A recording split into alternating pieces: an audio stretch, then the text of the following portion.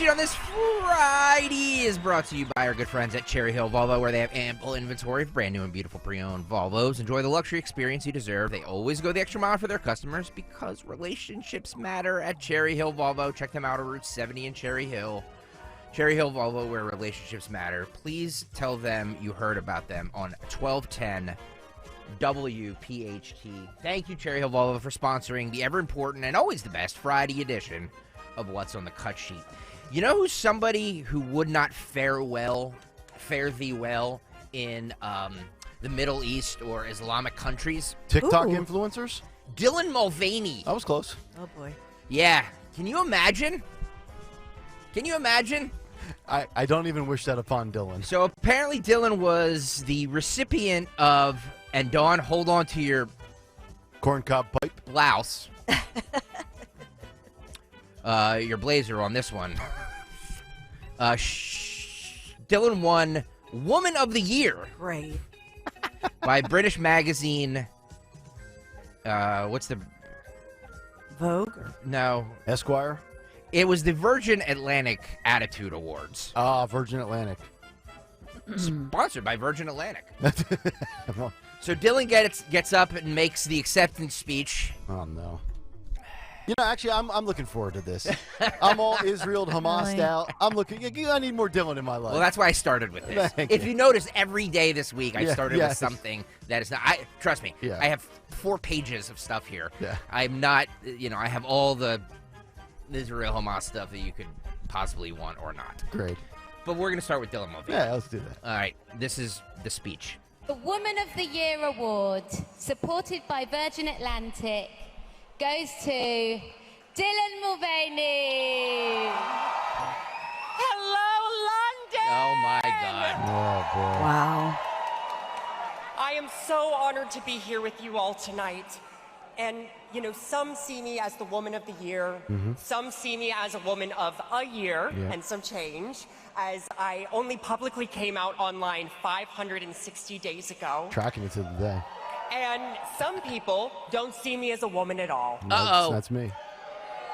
Boo! Which is why receiving this honor from a queer publication like Attitude means so much more to me. Attitude. Because here's what I've realized. You ready? Okay. Okay, go. So, no matter how hard I try, or what I wear, or what I say, or what surgeries I get, I will never reach an acceptable version of womanhood by those hateful people's standards. Got it. But as long as I have the queer community that sees me for my truth, I'm gonna be okay. My truth. And By the way, let me just stop this here. Whenever somebody says the word "my truth," run. Yes, because it's usually fiction. I'd like to thank Dylan for killing my enjoyment of my favorite light beer that I no longer consume or purchase. Woman of the Year, Yeah. Dawn Stenslin. Yeah. How do we feel about this? And just to describe Dylan, who used to be a brunette and is now with a blonde little bob and a beaded bustier designer dress with a fluffy, I don't know what you say, tulle kind of skirt. Tool's a good ball word. Ball gown. Yep. Look, however you want to dress up and they want to give out this award, good for you. God bless you. Just don't try to change laws to have this individual take women's jobs or awards or places in sports. You know what I mean? Yeah. Like, you go be you. I'm all for personal freedoms in the world. You go be you. And I'm glad that Dylan is blessed to have been born in America. Do you think? Well, yes, exactly. Because Dylan would be dead in most. Right. I'm not, and I say this not condoning. I'm Yeah, simply saying, of course not. to put things into perspective, Yes. Dylan would be dead if not in the UK getting this or Right. in the United States of America. I'm sure Dylan's pro-Palestinian right now. Yep. I was just going to say that. I was just going to say, do you think Oh, that there's no doubt. Dylan has the Palestinian flag? Yeah. I don't know if Dylan's on Twitter, but I know Dylan is usually on TikTok, which is another reason why I will never be on TikTok. But I'm sure Dylan has supported that, and he's probably gotten a few comments. Who wants to let Dylan in on the secret, right? A little bit more. By the way, I hate that this person has the same name as my son. Yeah, Anyway. are you reconsidering? Is it too late? I might be. I'm equally grateful that this title is happening in the UK, and not just because I am deeply attracted to your accents, which I am, but because I came to London on holiday this summer after months of feeling isolated. And when I arrived, I didn't feel that baggage that I was carrying back in the US. And I didn't feel like the trans beer girl. You know, I didn't walk into rooms and wonder, oh, does that person hate me? I was just another gal walking around in a Burberry trench on her way to a West End musical. And, you know, I romanticized this country as a safe place. And as dangerous as it is for trans people here right now, like the hate that was spewed last week, maybe it's less about where we are and more about who we're with.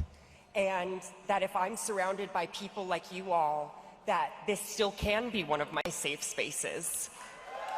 So, Oh my God. when you have a win for trans rights, that's a win for us back in the States too. And I think if we all just adopt a girl's girl mentality and we say goodbye to the scarcity complexes, that we have a better chance of getting through this, because they want us to be in competition with each other. They would love nothing more. By the way, if this was an award for a trans person of the year, I would definitely agree that Dylan Mulvaney is the trans person of the year. He's the king of kings when it comes to the trans community, no doubt. What people take issue with is woman of the year. And Dylan, Dylan had the procedure, correct? He's not. Dylan's not a Tucker. No. We're not sure about that.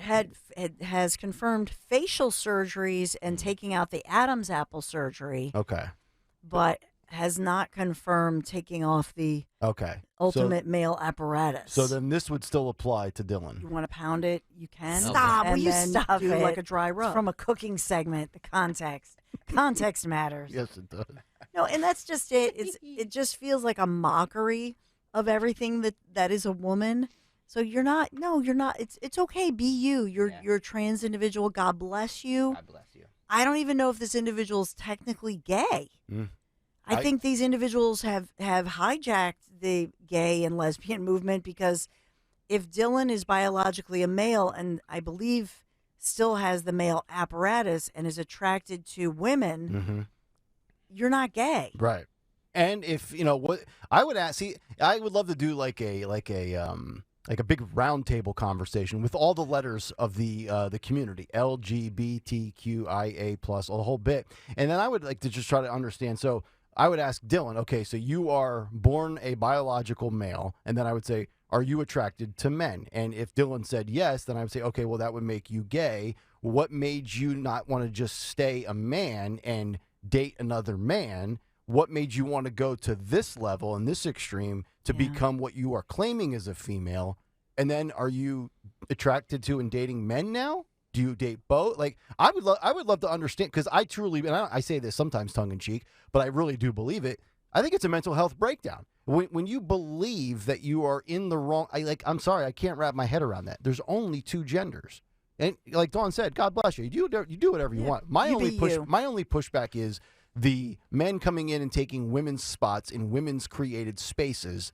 And then also, and again, I don't tell parents how to parent. I just think it's a terrible parenting decision to put your kid through any of these procedures. Like, if you want to have the procedure once you're a grown adult at 18 or older, knock yourself out. And I don't know how the doctors get behind it either. By the way, Newman Price on the YouTube chat says that Dylan still has all the parts. Okay. Yeah, that's what I believe as well. Okay, so then Dylan, you want to pound it, stop, and then do like a dry rub. Right, he still can do that. Cooking segment. Right. Yeah. Yeah, we're grilling with Dylan. Silly. Oh my goodness. So silly. It's so silly. How dare you? I'm trying to pull something up here. Hang on. Grilling with Dylan. Throw a few sausages on the grill. Put another shrimp on the barbie. With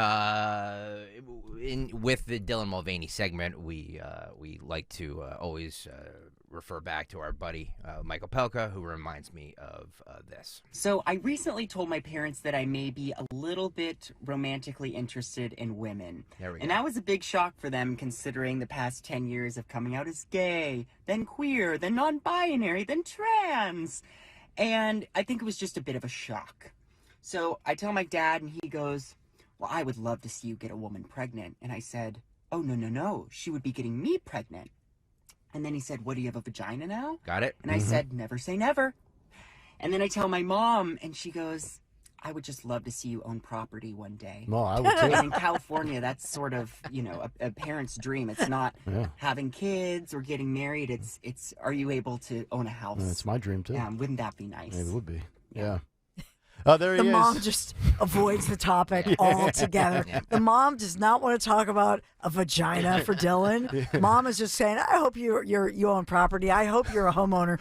And basically saying, because you're not living at my house. Front page of the Philadelphia Inquirer. Right-wing radio host and Dylan Mulvaney share identical dream. Home ownership. Won't happen. God, that's funny.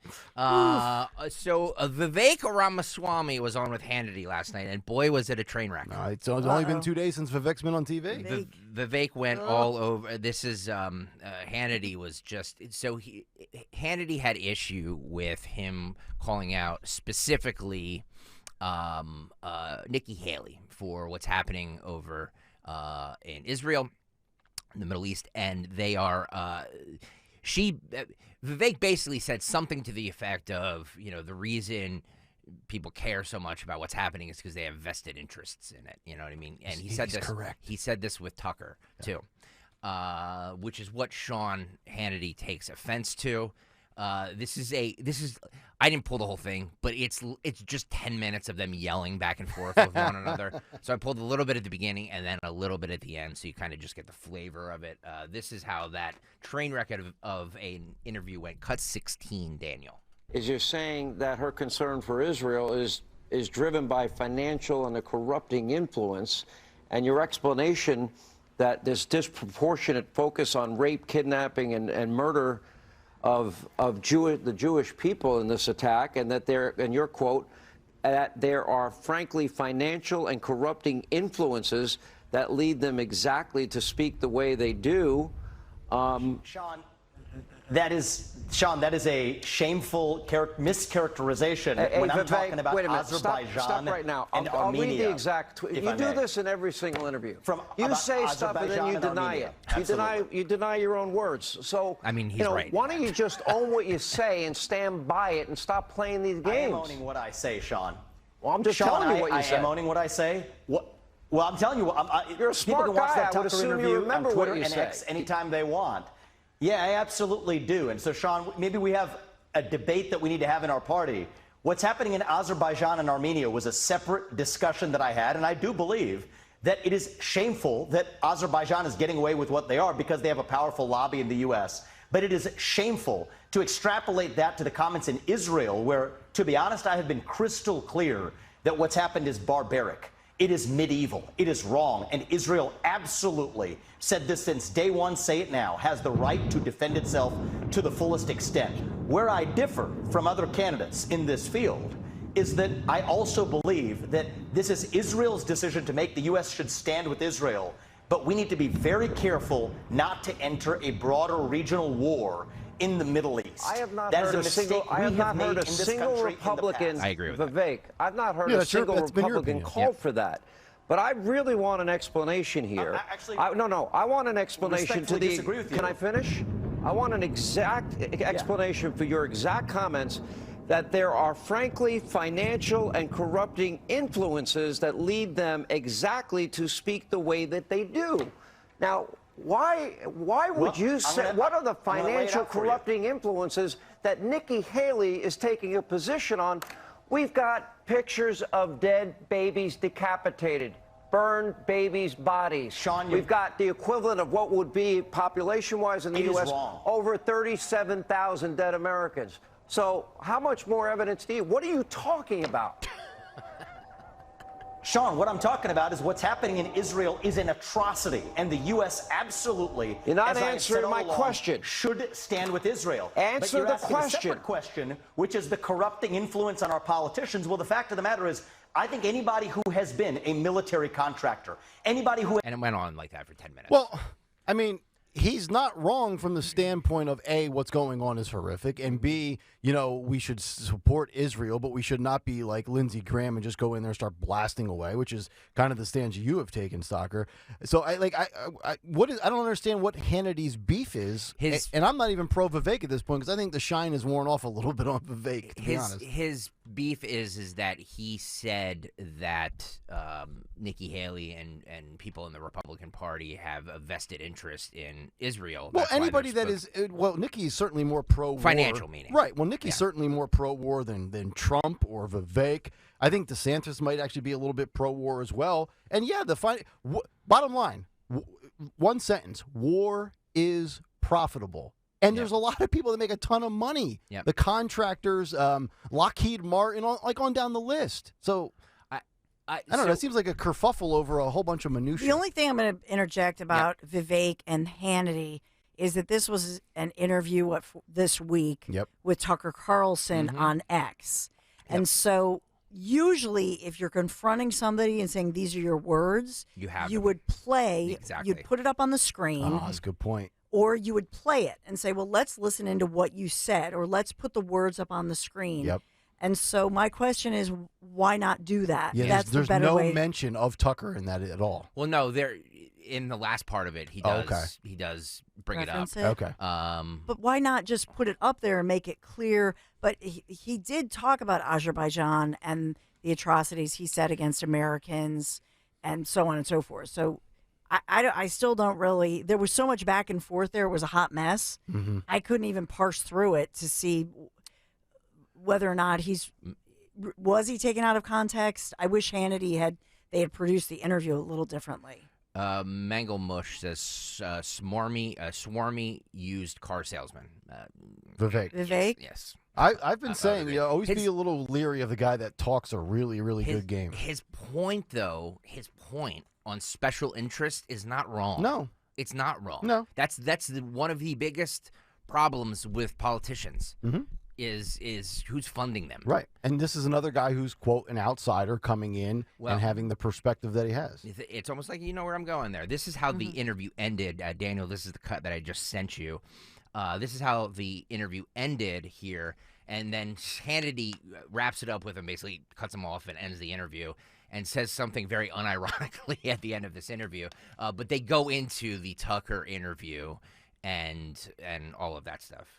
One of the things I loved about that interview with Tucker, one of the things I loved about that interview with Tucker was we were actually able to have a thoughtful conversation and go deep into issues rather than this kind of political gotcha. The point is this. Good. You go on these interviews. Yeah, I have nothing but nice things to say, but here's your problem. People should you watch go it. on these shows, people quote your exact words, and you deny your own words. He does I'm do saying that. if you're going to be a presidential candidate, and you're going to, and I'm going to give you your exact words, either own it, Sean, you have been sitting here for years talking about the fake news media. But you played this all the Sean, time. I'm enjoying this. You have been laughing about the fake news media how many times for the last several years, and now you're buying the mainstream media narrative when you know how corrupt it is. I am this following is a corrupt you. game. I am quoting your exact words. Are a problem. Did I not quote your exact words? About Azerbaijan and Armenia. Did I not quote your exact words? Did I quote your exact and words? Armenia? Absolutely. Thank you. About Goodbye. Azerbaijan, yes, I got you did. time to go. About a different topic, Azerbaijan, where people should actually get their own information rather than filtered through centralized media. I think it's asinine to think somebody that worked in the defense industry should not be qualified to be president. I think people that never held public office, like you, maybe they're not qualified to be president. Anyway, we'll come back. Uh-oh. So is Trump not qualified? I was just going to say that. Trump never held public office before becoming president. Hannity's BFF? I know. Now, that's the problem with Hannity. Yeah. He's not very bright. Well, he's a high school graduate. He made more money than I'll ever make. Yeah, exactly. So God bless him. Vivek, here's the problem. You talk too much. You're on TV all the time. You're doing every media appearance possible. And you got to get your name out there and get your brand. I got all of it. But there's also, and look, he's incredibly intelligent. He's far smarter than I will ever be. But sometimes when you give off that aroma of you're the smartest guy in the room, sometimes your words come back to bite you in the butt.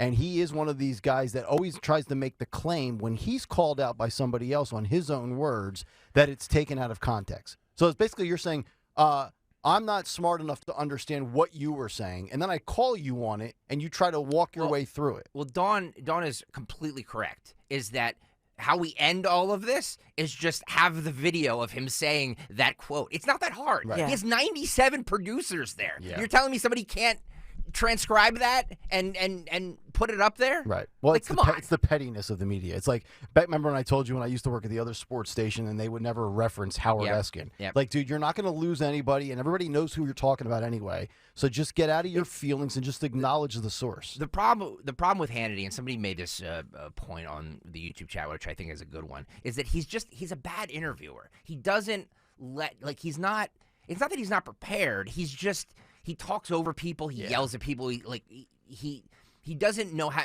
He just likes the conflict of it. And as a programmer, I like conflict too. But like he's like seeking that out. Yeah. And he doesn't always have his facts backed up. And he should have just played the video and been done with it. Been like, here's what you said. Here's your video. Yeah. And let him deny it or support it. Whatever. Right. But what do we think about the underlying question there about people who have defense contracts? Money from that holding office. Yep. Well, holding office? I mean, that was the whole thing where she's, Nikki Haley, according to Vivek, is what this whole thing was over, was that, I'm not crazy. She profits from war. Not crazy about it, but I got to say, keep in mind, these are competitors that are vying for, the Republican primary nominee, which they're all vying for second place. But there's certainly vying for other spots, potentially in the cabinet. I would say that right now, when you look at Nikki, and I think this actually will correspond with some of the latest polling numbers, Nikki Haley's leading Biden by 4 points. Nikki Haley is up on a bunch of other people. DeSantis is like fourth in New Hampshire. There's not a ton that you can nitpick at Nikki Haley right now if you're Vivek or any other candidate. So I think it's one of the low-hanging fruits, so to speak, that this is the kind of the shot and the barb you have to take at her, because she's been relatively good and buttoned up in a lot of categories. Yeah, you know what? When you were talking about this and asking the question, I thought of history and President Dwight D. Eisenhower's farewell address, 1961, kind of shocked everyone when he warned against the establishment of that military industrial complex. And it was really prophetic. But I think that one of the reasons that the swamp at all costs does not want Trump, and I mean on both sides of the aisle, is because Trump is not part of the military industrial complex. That's correct. Right? And that's why Vivek wants to be mini Trump. And he does. Mini Trump. And he even talks like him, talks a little fast, like mini Trump, because he's saying he's picking up on that. And he is basically saying there is a military industrial complex. And yes, it is hugely profitable. And so the swamp feeds off, think of like Godzilla, feeds off electricity or whatever. I mean, the swamp feeds off of the military industrial complex. Yep. You're right. So I think in that spirit of that, I think the problem with Vivek is that you look at Trump, and Trump always simplifies things, and people will even criticize Trump for simplifying it. But Vivek could learn a little bit from him, because Vivek, and he's so smart and he's so quick, and he's, you know what I mean? Yep. But sometimes he over talks it or over speaks it, if you will, and he needs to simplify his message.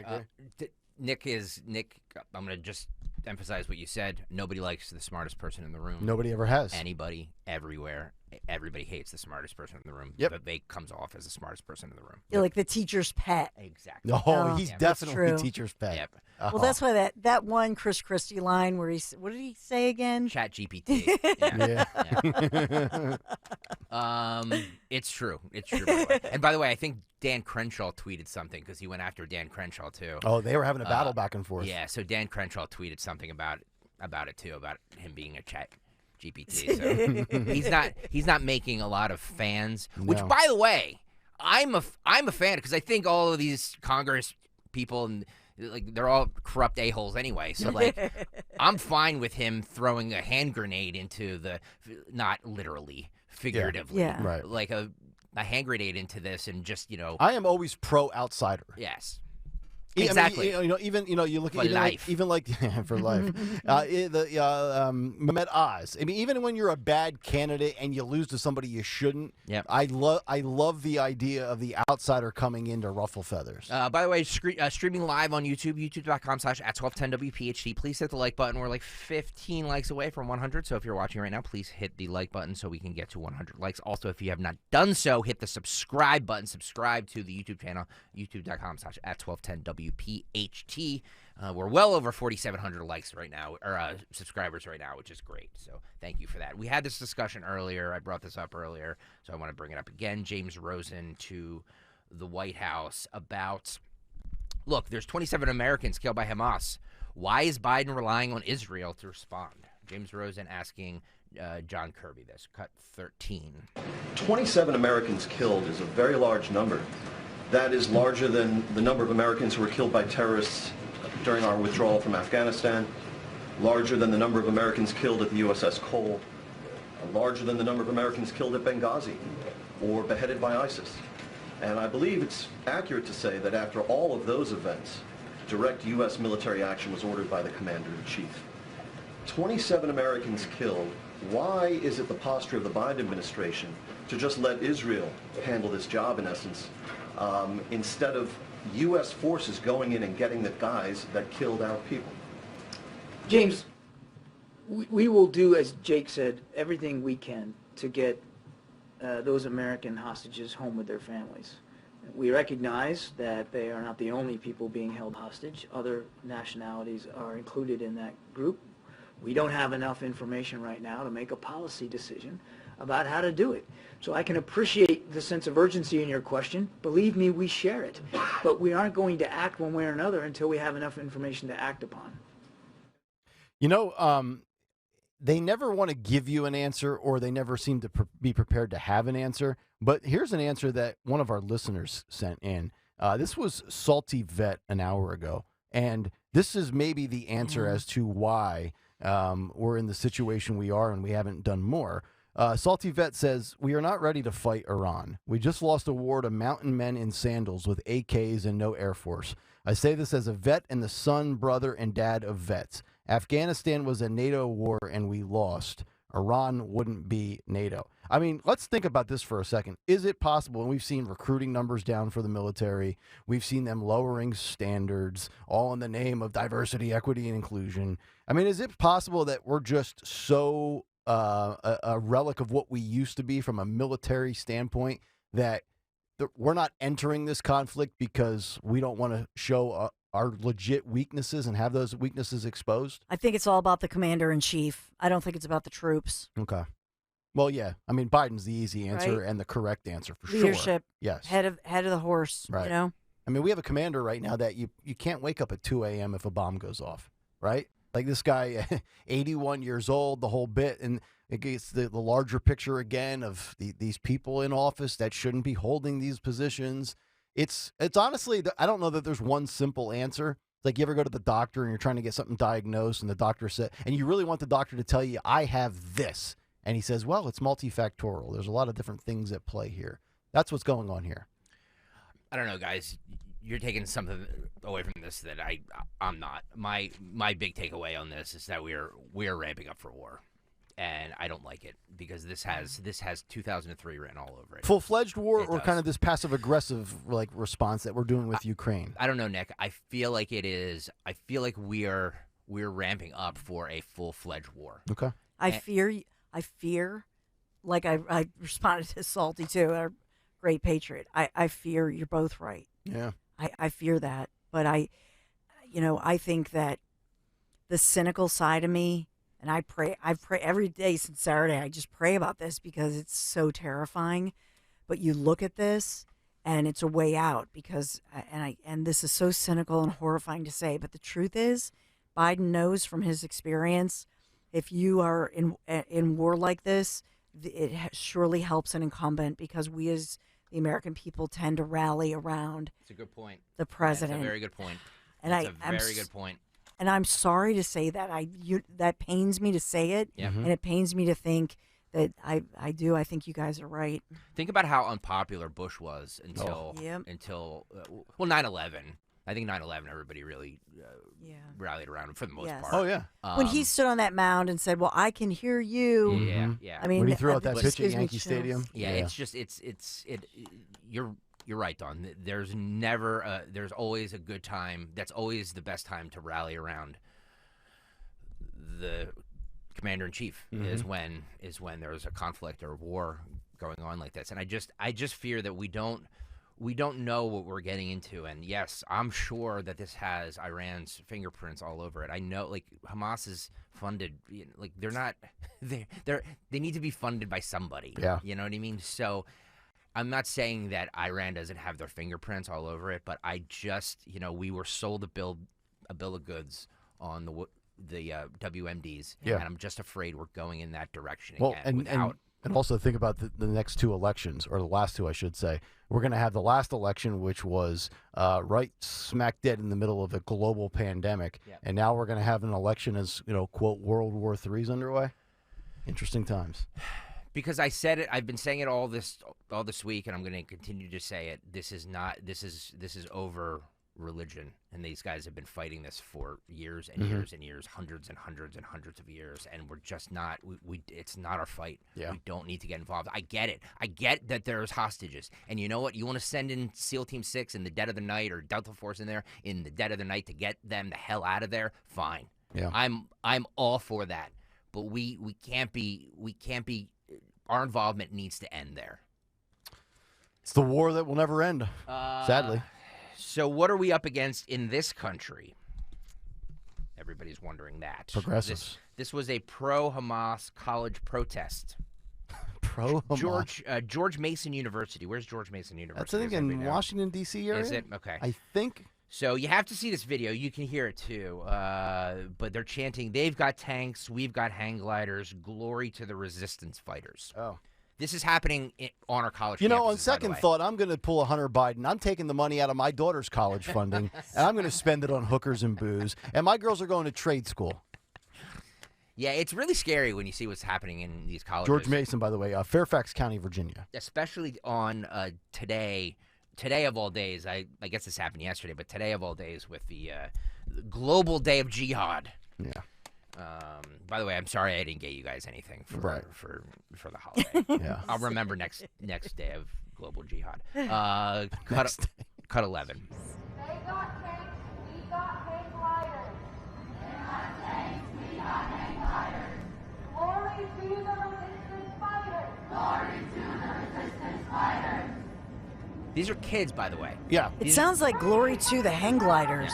Yeah. Free, free Palestine. Free, free Palestine. Free, free Palestine. Long live Palestine. Long live Palestine. Settler, settler, go back home. Settler, settler, go back home. Settlers go back. It's unbelievable.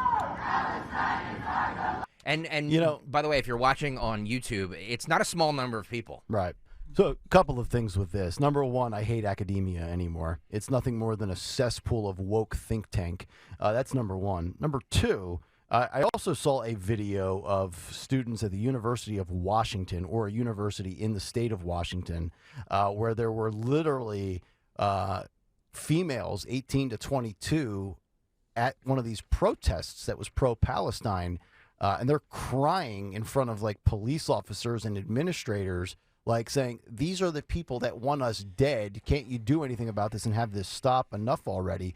But let me just point out that moment there, because this is not just that university, George Mason. We have seen universities across the country with these protests. We now live in a country where Riley Gaines faces more blowback when she shows up to save women's sports than people that show up for the pro-Palestinian Hamas side of this cause. Let that sink in for a moment. Riley Gaines is viewed as more of a deplorable than anybody there in support of killing Jews. All this week we've been talking about sleeper cells in the United States. They're really not sleeper cells. They're out in the open. No, yeah. They're woke. We played them in Dearborn, Michigan yesterday. That speaker at a giant theater filled with people. All of these college campuses. Let's play what happened yesterday in Philly. Thanks to Daniel Valdez for finding this. This is K1. These were on the street. This was on the streets of Philadelphia yesterday. 200. You want me to tell you? Yeah. It's 200 supporters locked down Market Street all the news stations covered it, and it's on the Inquirer as well. But I mean, they shut down hundreds of these pro-Palestine supporters, and they're specifically critical of the news coverage, saying, "Why isn't the news coverage, covering Palestine, the Palestinian viewpoint?" Yeah. K1.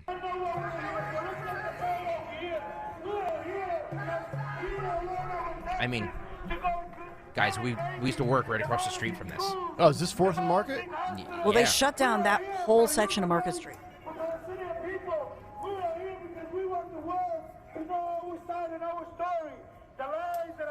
They're in plain sight.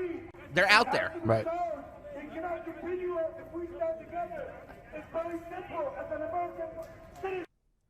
I love how there's that guy with his little briefcase. He goes scooting by. Sorry, I got to get in the court. It's like, wow. Yeah.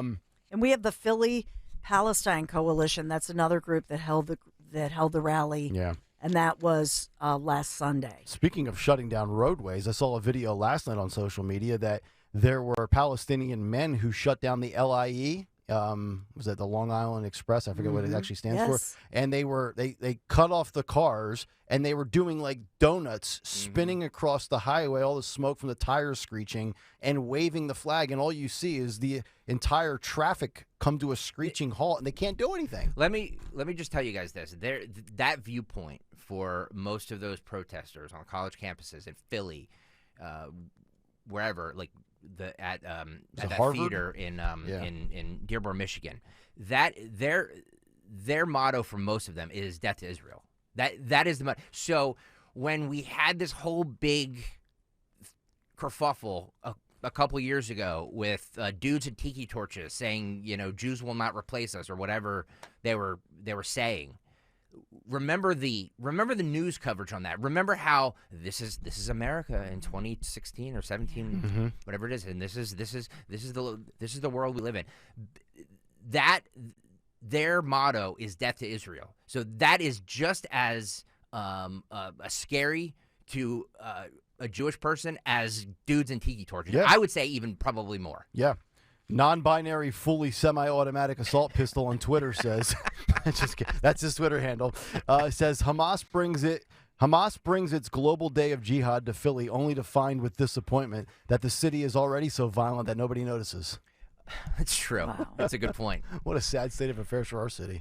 You mentioned at the start of the 7:30 segment about MSNBC's ratings kind of down 33%. In the toilet right now because of their coverage. I mean, even the Greenblatt from the ADL went on Morning Joe and was like, "Who's writing your scripts, Hamas?" Like, it's a very in my opinion, it's very pro Hamas what they're doing. Katie Tur yesterday on her program had on Nora Erakat. She's a Palestinian-American activist. There's a few cuts here that I want to play, but I think it's important because I want you guys to hear this because she's like a human rights activist or something like that. And the words that she's saying here, it's all these little buzzwords like apartheid system and settlers and all of that stuff that she's saying for Israel.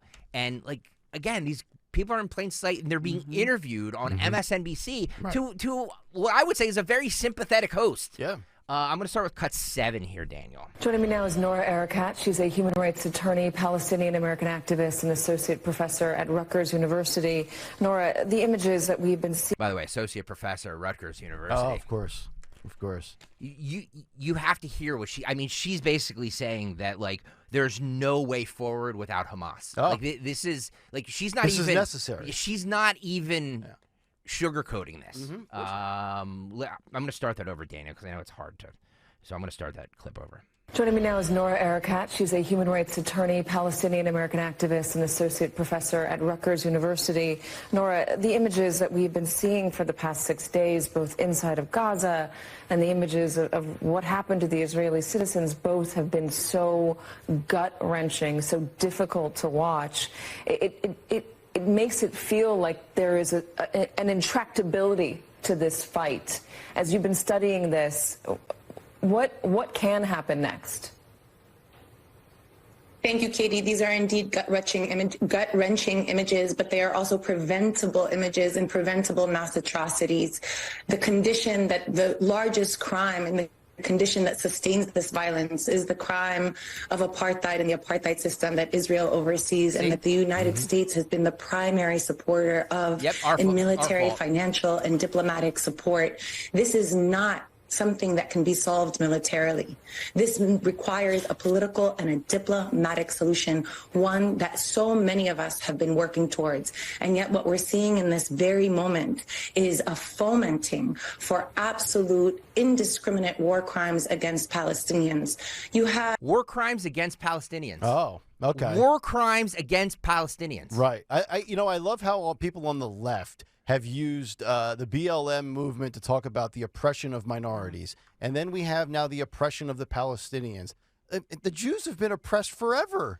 I mean, you can't pick and choose selectively a la carte which oppressed group you support and which ones you either support all of them or you have no problem with any of them being oppressed. It's like you can't pick and choose with science. With the trans movement. I believe in science with this, but I'm just going to totally dismiss biology because I believe I'm a female. No, pick a side and be consistent with it and remain consistent regardless of what specific group we're talking about here. Hey, parents, by the way, she's teaching your kids at Rutgers University.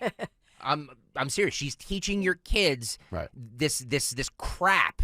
Well, at Rutgers University. Well, if you haven't raised your kids right, it's too late once they get in college. So you better start from day one. Number one, to be critical thinkers.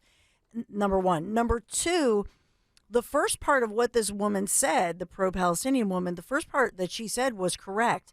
This should never have been a military solution. It should have been done through proper negotiations.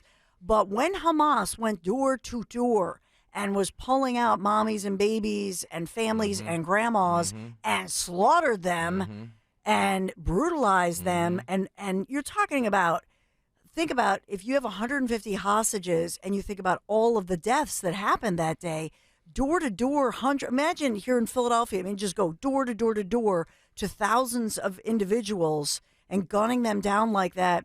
Okay, so to her point, she would then disagree with what Hamas did because they took it to the level of military. And what is anybody supposed to do at that point? You've now taken hostages underground like a snake down in this whole tunnel system. What is the world really supposed to go? Okay, well, you have our children and wives and grandmas and grandpas and whatever and daddies down in that, but we're just gonna all join hands and sing Kumbaya. Yeah. That's crazy. Let me give you another. Speaking of woke professors at higher institutions of learning, so you have a radical Yale professor who is now being facing calls to be fired over comments on her Twitter page over the Hamas attacks, calling it a murderous, genocidal settler state. She says, quote, her name is Zarina Gruel. She's a historical anthropologist at Yale University. Quote, my heart is in my throat. Prayers for Palestinians. Israel is a murderous, genocidal settler state, and Palestinians have every right to resist through armed struggle, solidarity. It has been such an extraordinary day, she retweeted, and also doubling down in another tweet, arguing that, quote, no government on earth is as genocidal as this settler colonial state. Oh, my God. Is she not aware of what's going on in China? She's a professor? Yeah, professor at Yale. I tell you what, the Ivy League, man, they crank out some doozies, don't they? MGM guy on the YouTube chat says, stop playing these Hamas propagandists. You're giving them what they want. No, I think we're doing a service here by exposing what's happening. Yeah. And Greg is exposing MSNBC. Yes. Yeah, because you'll hear that. I mean, Katie Tur tries to push back a little bit, but she's clearly agreeing. She's clearly agreeing with what this person is saying. I'm going to continue where I left off there, Daniel. a representative of the Israeli state on before you who was given a platform to talk about these military operations, despite the fact that Israel has targeted the Palestinian Red Crescent Society, has targeted sheltering the Palestinians, has targeted electricity sources, has targeted access to clean water. After and yet what? Here he is on your program justifying these war crimes, whereas you would never, ever allow a Palestinian representative of state, let alone of Hamas, on your program to talk about their military operations and justify them on your program. We have to be clear. If we want to protect civilian life, we want to protect all civilian life. If we want to apply the laws of war, then we apply all the laws of war across the board without exception. And unfortunately, we are hearing a very racist, dehumanizing framework that is justifying these war crimes against Palestinians. Can you justify what you've been seeing happen to the Israelis? Can you justify the images of the babies? Who justifies that? Palestinians are the people who have been protesting non-violently for decades. The Palestinian struggle for freedom is 100 years old, as they have been protesting against the usurpation of their land and their forced displacement. Hamas wasn't established until 1987.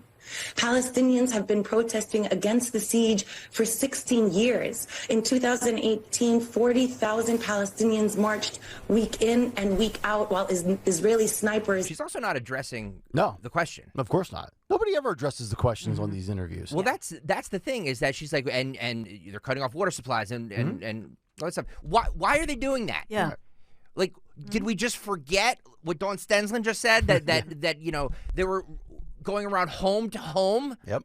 Like, are we just forgetting that? They didn't just do this because, hey, let's start a war. And now you see why MSNBC's down 33% in prime time and 24% overall. It's just, look, I'm all for, but this, I said this earlier this week. This seems to be the only conflict that the media seems to, well, let's bring on a representative from Hamas. Yeah. Let's bring on They both side it. Chris Cuomo had a guy from Hamas on. Yeah, right. Now, granted, he walked off the interview, but like, what are we doing? Why would you book somebody from Hamas? Here's a Nazi. Yeah. Let's hear what he has to say. Yeah. Let's see if we can book Bin Laden. Is he available right now? Exactly. Does any producer in the back have Bin Laden's phone number? Like, what in the hell are we doing? You know, it's one thing you can sit here and say, yes, I'm not against Palestinian people in general. You could sit here and say, yes, I believe in free speech and the right to protest. But rationalizing and trying to normalize any act of terror or any terrorist group or their radical agenda, no matter, you can give me all this, like she was sitting there, well, they weren't created until 1987, and they've been fighting this battle for 100 years, and you can go back to 1973. Okay, I got it. I got all, like, I can Wikipedia all of it as well. But it doesn't justify the right to do that. Exactly. I'm going to move on to cut 5 here. This is where she discusses that there's no way forward without Hamas. Did you hear that? No way forward without Hamas. Yeah, I'm sorry. I was just passing a kidney stone. No. Cut 5. About Hamas. Is Hamas a government that is functional and should remain in Gaza? Do you think that there's a coexistence between the Israelis and the Palestinians with Hamas? I absolutely believe in coexistence. There is only one future. We either all survive together in mutual existence, or we all die together in this mutual destruction. There is no way forward. We have all got to exist together. What is the U.S. and Israeli plan right now? What do they plan on doing? Invading all of Gaza and decimating it? How do you get rid of a fight for freedom? This is a freedom struggle. It's not just encapsulated in one political party like Hamas. It is encapsulated across the Palestinian diaspora, across all Palestinian political parties. You cannot extinguish a struggle for freedom. The demand is an end of the occupation for 56 years now, a demand of lifting of the siege, 16 years now, and a demand of the end of 75 years of settler colonial removal and replacement. There is a political solution. You hear all these buzzwords? Yeah, and the one word that stood out to me is in the beginning is where she says that Hamas is a government. So I'm looking at the Wikipedia page for Hamas. It says, and I'm reading this directly from their page, Hamas, officially the Islamic Resistance Movement, is a Sunni Islamist political and militant organization currently governing the Gaza Strip of the Palestinian territories. While it is headquartered in Gaza City, it also has a presence in the West Bank, and it goes on and on and on. To me, if somebody wants to try to argue the case that they're a government, knock yourself out. To me, Hamas is a terrorist organization. So let's not make it sound like this is like a established provincial government with citizens that fund the employees of the government through their tax dollars and all this other garbage. Also, they do have the Fatah, F-A-T-A-H. They do have the Fatah, and they're more west, right? Yeah. And so they're more moderate. They're not the violent. Oh. They're not known as the violent militant. The Hamas rhinos. So Hamas, at some point, they were more. They pushed for him. This may sound familiar. They pushed for more, social changes and that sort of thing. Then once they came into power, they became very militant and intimidating. And radicalized. Also, by the way, she's not. If you notice here, all we hear from these people is, well, there's a difference between the Palestinian people and Hamas. What she's saying is there's not. She's lumping them both together. There's no way forward without Hamas, is basically what she's saying. We continue. Human rights organizations have mapped out a human rights path, which includes sanctions on Israel because of its apartheid policies, weapons sanctions that they cannot be using indiscriminately against Palestinians. There is a political pathway forward. We have been urging all to follow it. We have to allow for spaces of hope with dignity for all people. This cannot be ended militarily. There are many people in Israel, there are many people in the Palestinian territories, West Bank and Gaza, who are all for that, who want that. And we've talked about the current Israeli makeup of the government and the inability of forging a path forward with Palestinians. We've done extensive reporting on that on this show for the past week. But I have to ask you again, Wonderful. What Thank about Hamas? What do you do with Hamas? Hamas was established in 1987 in the midst of what's known as the first Palestinian Intifada. They were established as an opposition to the Palestinian, to Fatah, and wanted to wage a liberation struggle. From the moment that the Oslo peace process was established, Israel began to besiege the Palestinians in Gaza by creating a perimeter around them. Hamas is a political party. We see them making political decisions as well. They've been portrayed as fanatical terrorists who are out there for primordial lust and violence and hate. And yet Hamas is a political party that has switched its allegiances. We saw them become a governing party and not just a resistance movement following the Muslim Brotherhood in Egypt. We saw them leaving Syria and moving to Qatar in the midst of the Syrian uprising. They are eligible to be part of a Palestinian unity government, which Israel and the United States have thwarted. We have to recognize that they are not going to disappear. They're not going to disappear. So Hamas is a political party. I would have followed up with the question of, do they believe in mail-in ballots? But I digress. It says right there on the crawl, if you were watching on YouTube on MSNBC, there's a quote from Netanyahu that says, Hamas is against civilization. I would take it a step further. I would say that Hamas and any of these terroristic groups in the Middle East are against evolution of society. Yep. They don't believe that women should have rights. They don't believe that you should be, as a gay person or bisexual, that you should be able to, spend the rest of your life with whatever sex or gender you want to spend that with. Like, they are legit. Like, when you hear say, oh man, would you just crawl out from a rock, dude? Like, these people live like it's the Stone Age still. Yes. And they don't believe in. So, like, when all these left wingers come out and say, oh, MAGA Republicans, you're transphobic, homophobic. Like, you want to say that? I present to you Hamas as my counter argument. Reminder once again, this woman is a teacher at Rutgers University. Yeah, where's she at? The Camden branch? One more. This is Piscataway? This is a short one. She says an entire generation of Palestinians have been left and abandoned, and that's why Hamas was formed. Cut 4. Here with others in a unity government, you think Hamas can stay? whether or not they can or cannot stay is not the issue, because the alternative of what you're saying is that we decimate Hamas. And I have to remind viewers, Hamas is a political movement comprised of Palestinians who believe in a freedom struggle forward. See, that's it. Let me just say one more thing. That's the other thing with this too. Okay. They're not. These people aren't denouncing Hamas. Mm-hmm. We say that all the time. Like, if somebody carried out some horrific act in the name of your religion or Dawn's religion or anybody else, you guys would be the first to come out and say, this doesn't represent Christianity. I would denounce it if somebody came out and did that and claimed it was on behalf of the Republican Party. Like, that doesn't represent my belief. I do not hear this quote unquote peaceful group coming out and saying this does not represent us. No. She's not doing that. It's amazing. We only use words like mostly peaceful when it fits a certain agenda or narrative. We continue. They are not merely these sensational images that you see. The members of Hamas that you saw recently, right? I just want to make clear to people that these are not monsters who emerged from underground just wanting to terrorize Israelis.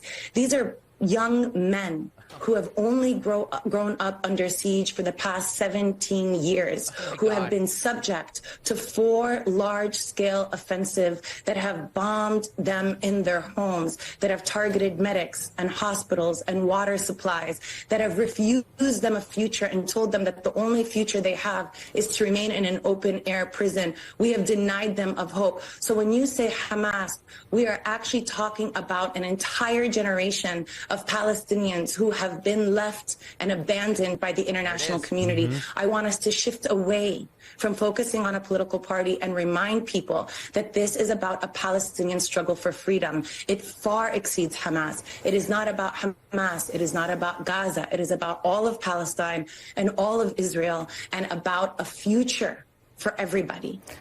So everybody wants to say it's about a future for everybody. So what's your plan? Because since the beginning of time, I keep hearing about what's right, what's wrong, and what the future should look like. Has anybody laid out a plan? And, oh, by the way, even if you have a plan, can you rationalize and have negotiations with people that are crazy? Probably not. By the way, I've never yearned for talking more about Donovan McNabb than I have right now. I miss those days. I'm sorry. Sorry about that. No, I'm sorry. By the way, so for all the people out there, like I played this clip because I think she's very, she's a good representation of what, like, they're saying. Agreed. There's no difference between Hamas and the Palestinians. Yeah. She's saying that. Mm-hmm. She did say that. She did. Well, and Stocker's been right. No, it's not me. I'm not trying to be right. I'm trying to. No, but you've made that point this week that you think a big majority of the Palestinian people believe this. Yes. And are rooting this on. Somebody on Fox News did an interview with a U.S. citizen stuck in Gaza. This was look, I mean, just you feel for these people. Hey, you want a little lighthearted joke here? Yeah. Marcus Aurelius on Twitter says, "Fact: Hamas is against AM radios and cars." That is true. Cut 2 here, Daniel. It feels very terrifying and really kind of forgotten. Everything's on edge. My car doors, anything passing, you think it's another bomb or a whiz of a rocket. So it's kind of again, you feel a bit lost when you don't hear anything more from your government. There you go. Wow. So that's a U.S. citizen stuck in Gaza. And I also want to just say this, because this has not been mentioned by anybody, I think, on this show all week. Radical Islamic extremists come in all shapes, sizes, and colors. It's not everybody that you think that I mean, you could, right? We talk about sleeper cells right now. There are a lot of people that are, quote, American or white that convert to this, that convert to Islam and then become radicalized. Yep. So it's not always just, it's the guy that's got something over his face or he's waving the Palestinian flag. There are people that have joined this jihad that look, quote, just like you and I, that are flying under the radar. So I think that's worth mentioning as well. All right, let's lighten it up here. Well, the world is exploding. Give me a little Dylan, more Dylan. No, well, the world is exploding, and there's turmoil going on everywhere. Our vice president is touring colleges. So on 10/11, I guess that was a few days ago, she was at the College of Charleston. Okay, South Carolina. Cut 8.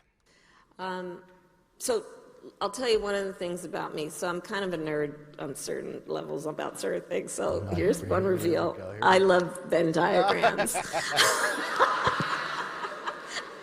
I love Venn diagrams.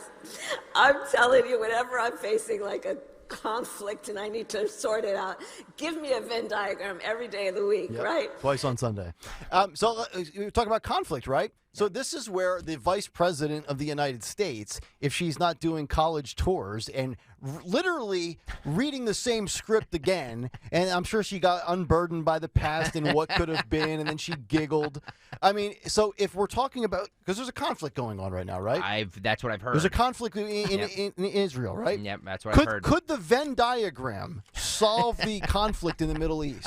Are we a Venn diagram away from Kamala Harris ending the war of all wars? 1 day later, October 12th, she's at the College of Southern Nevada. She said this, cut 9. And that's why community is so important and coalition is so important. So here's I think at this point a well-known secret about me. I love Venn diagrams. I love Venn diagrams, and whenever I am presented with it's the same thing. I always wonder, is there a Venn diagram to figure this stuff out? And we love that about you. Right.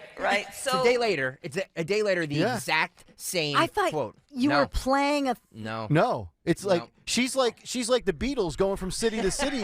It's the same. It's the same playlist. I want to hold your hand. It's unbelievable, and it's so scripted and to a T that the giggle and the laugh and the voice inflection is 100%. You can't pick it. You can't say, well, that was Wednesdays and that was Thursdays. You don't know the difference. You don't. That's so weird. She does the exact same bit. She's got to be on something. She does the exact same bit. Told you. Yeah. Somebody put makeup and lipstick on Nick.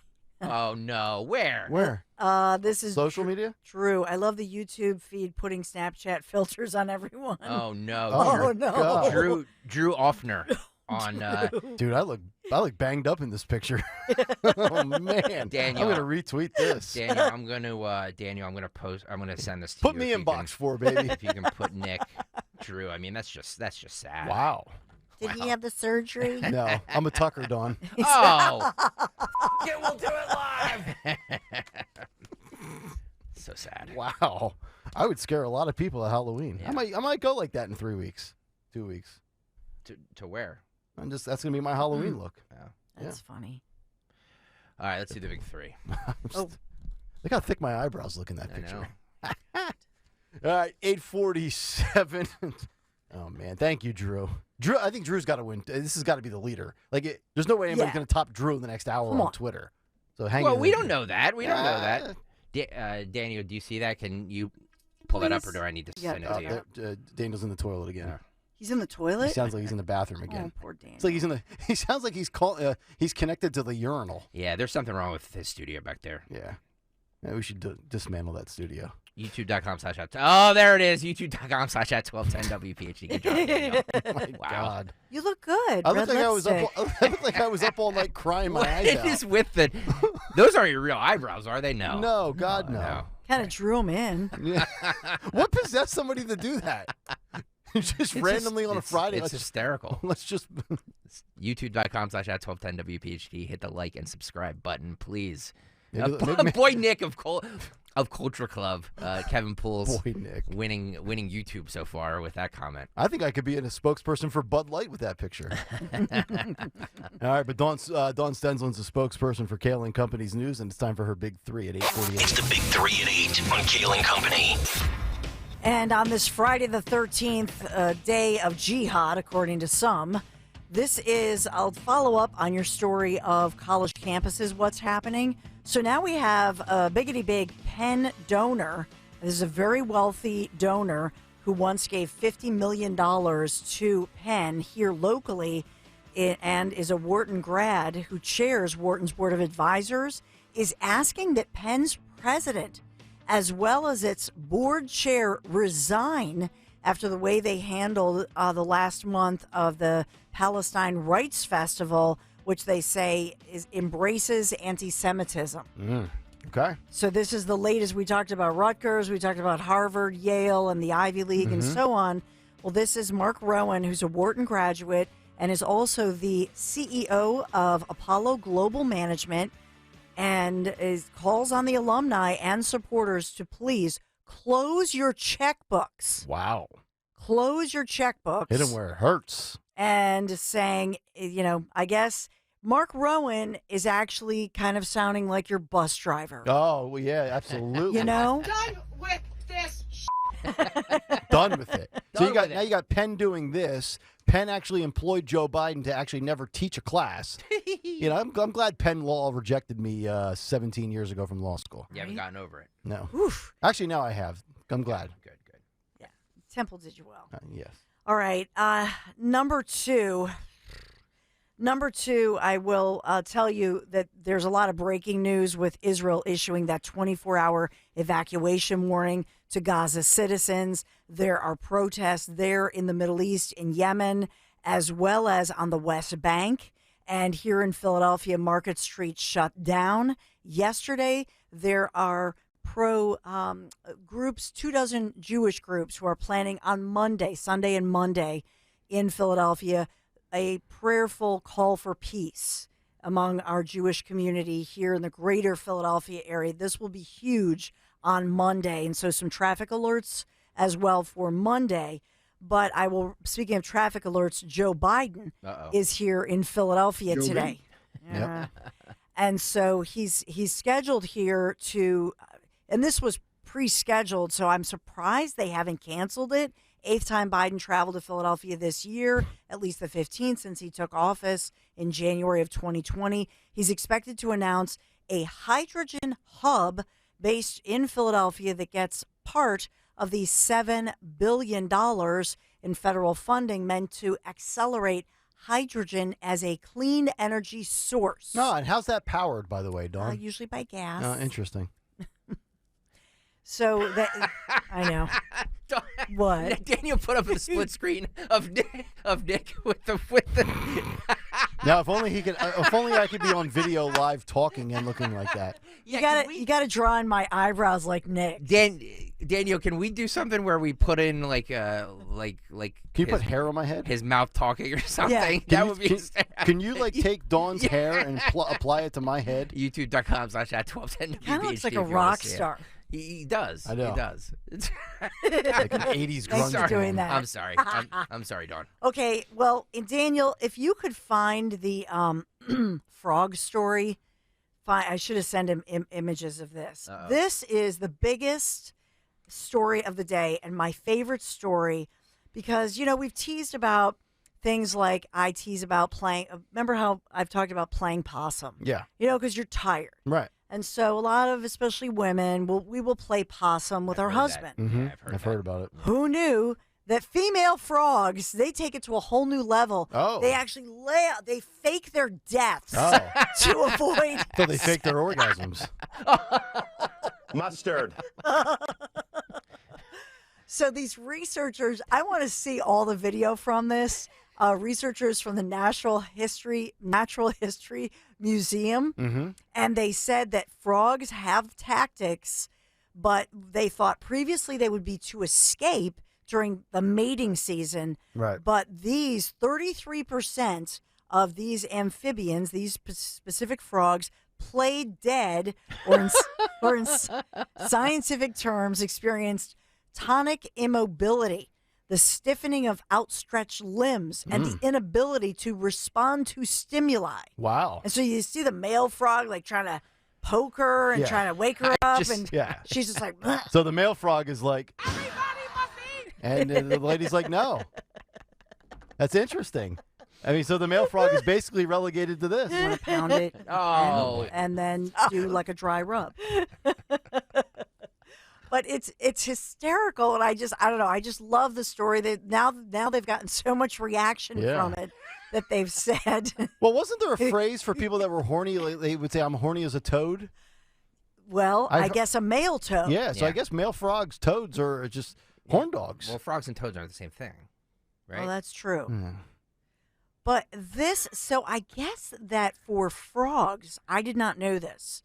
When they attach to one another to mate, they actually literally become one and rely on their breathing. Yeah. And so the reason the male frog would not want to attach to a frog he thinks is dead, that he would then die. Wow. Because he's trying to breathe through a dead frog, and then, you know what I'm saying? Right. Daniel, you're the... Oh, yeah, look at that. Look at it. It blends in with the leaves. YouTube.com/@1210WPHT, the female frog playing dead. Yeah. So the other horny frogs don't come and... Whatever happened to the Budweiser frogs? We got to bring them back. That's the one thing Bud could do right now to get past Dylan Mulvaney. Bring the frogs back. Look at that frog. He blends right in. So playing possum. Yeah. Now we have all these female frogs. I just wanted to make you giggle. I just thought it was hysterical. I know. By the way, are these frogs radicalized, or are these mostly peaceful? They identify as dead, but they have tonic immobility, the stiffening of outstretched limbs. I have never heard of tonic immobility. Well, I have. That's where I have a few gins. You see gin and tonic. YouTube.com/@1210WPHT. Hit the like button and hit the subscribe button if you're... there's a lot of people tuning in that want to see this. Yeah, let's get back to Hamas. If you're in the mood. And that's the big three. Thank you very much, Dawn.